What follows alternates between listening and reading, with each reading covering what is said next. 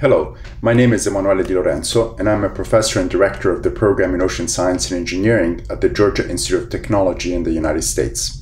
And I also serve as the founding chairman of Ocean Visions, which is an initiative and also a nonprofit that aims at catalyzing solutions for ocean health and climate.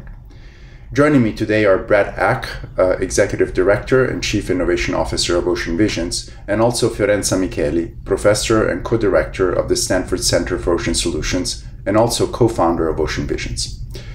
The Ocean Visions was born out of the recognition that there is a disconnect between research and ocean solutions that requires breaking down the silos that exist among research institutions, professional ocean-focused societies, NGOs, new businesses, and financial institutions.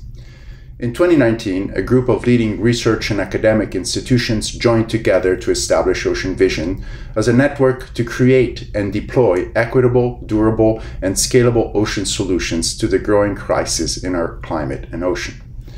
Now, the Ocean Vision Research Consortium currently includes institutions with a strong engineering background, such as Georgia Tech, Stanford, MIT, the Monterey Bay Aquarium Research Institute, and also leading oceanographic institutions such as Scripps, Woods Hole, Skidaway, UC Santa Barbara, as well as public-facing institutions such as Georgia Aquarium, the Smithsonian, and others. We also have established an acceleration and impact partnership because our mission is to mobilize a diverse community of problem solvers working together to tackle the most pressing challenges facing the ocean. To do so, Ocean Vision is developing a global ecosystem for ocean solutions, also referred to as the GEOS, that break down the silos across sectors in order to link the research, development, and deployment processes within a unified framework. Just a few months ago, the Ocean Vision GEOS Summit brought together over 2,500 participants from 75 countries that reflect a truly multi-sector community as shown in this pie graph, including 650 early career ocean professionals. Following our mission of inclusivity and equitable access, the summit was internationally co-organized across 5 virtual campuses located across 4 continents in Europe, Africa, Oceania, and the Americas. Now, this ecosystem approach for solution is necessary to address the big and urgent challenges facing the ocean and climate today, which require all hands on deck, similar to what we're doing to address the COVID crisis. Now, Ocean Vision has identified several of these large challenges, and one that we want to present today is reversing climate disruption and ocean decline and using the ocean's power to remove carbon. And here is Brad Ack, Executive Director of Ocean Visions. So we start with the premise that the climate emergency is right now. It's not something that we're waiting for to happen 20, 30 years from now. The evidence mounts around us every day. I read yesterday about zombie fires above the Arctic Circle that are burning year-round in the peat. Basically, you can't look at the paper and not see evidence of this emergency that's all around us. And what many people don't realize is that, in fact, the oceans have suffered disproportionately so far from the climate emergency. We don't call it suffering. We often say the oceans have shielded humanity or they've absorbed much of the heat. But in fact, this has come at a great cost. Here's just a couple of small examples: the enormous and increasing in frequency bleaching on the Great Barrier Reef and pretty much every other coral, warm water corals in the world, and calving of large icebergs off of Antarctica and the melting of the Greenland ice sheet. So what we don't focus on sometimes, perhaps enough, is that there are 2 major causes of harm to the ocean that are both driven by too much carbon in the atmosphere. The first is thermal stress. Thermal stress, as you can see from the graphic on the screen, is basically the heating of the ocean. The oceans have absorbed an unfathomable amount of heat since we started pouring carbon dioxide into the atmosphere. And secondly, too much carbon in the ocean, because about 30% of all that CO2 is going directly into seawater, which is leading to ocean acidification.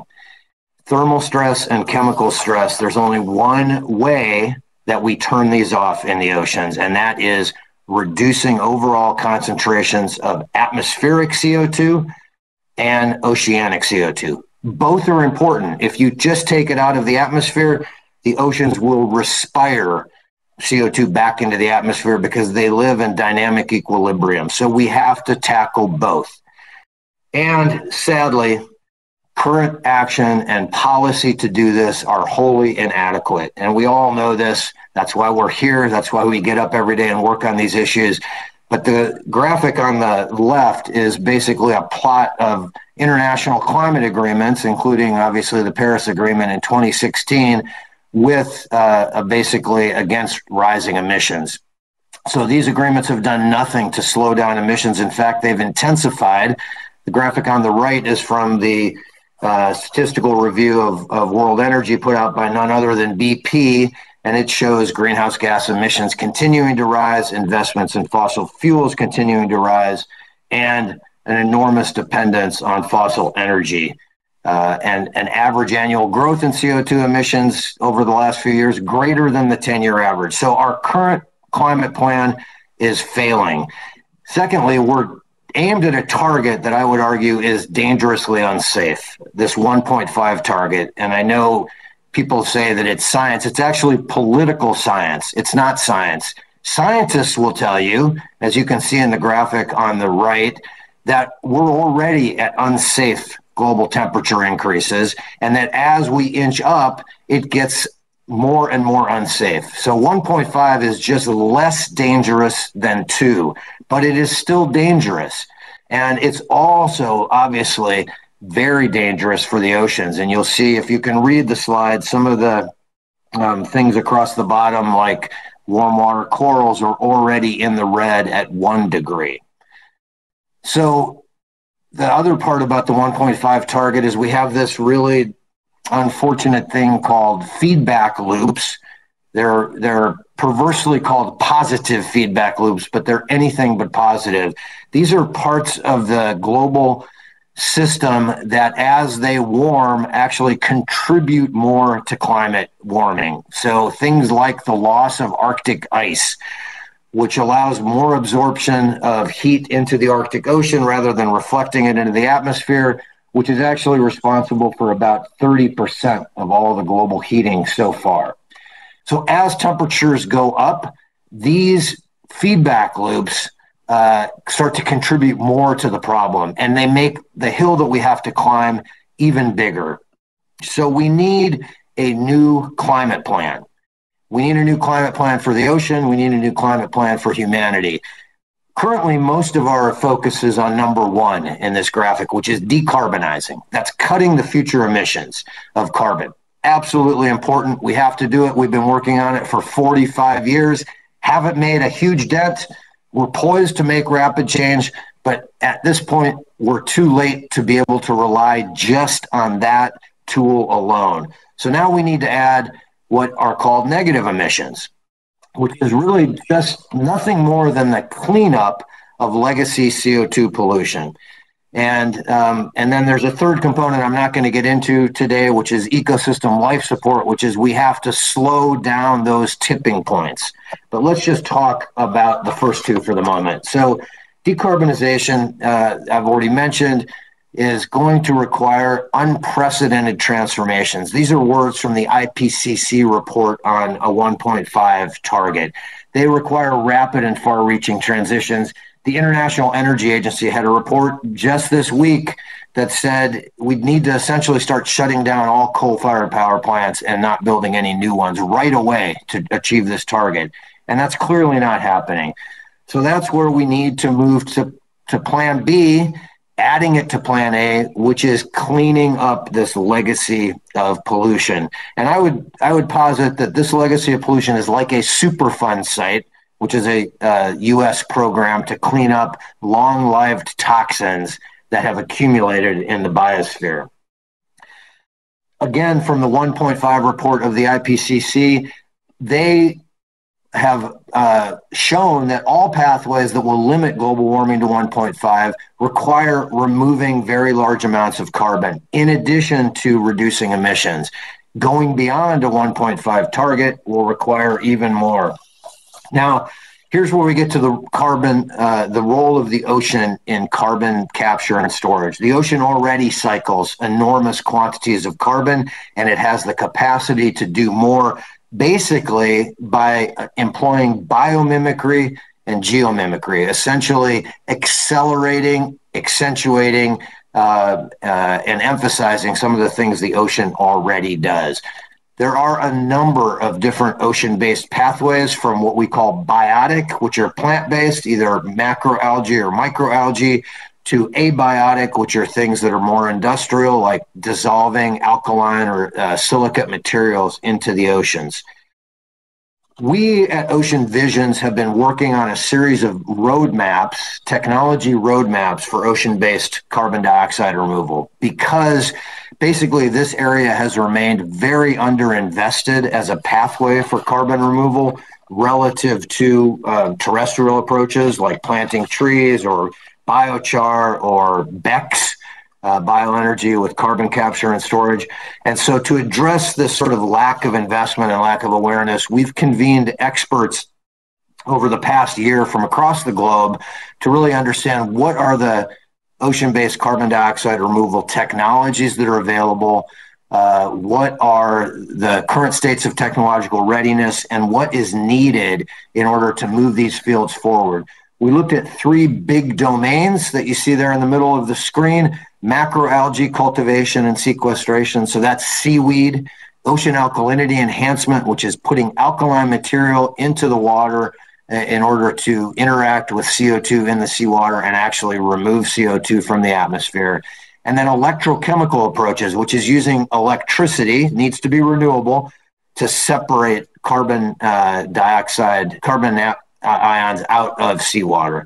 We also looked at two additional cross-cutting themes: growing and maintaining public support, because we greatly lack public awareness and support for the importance of this area, and expanding finance and investment.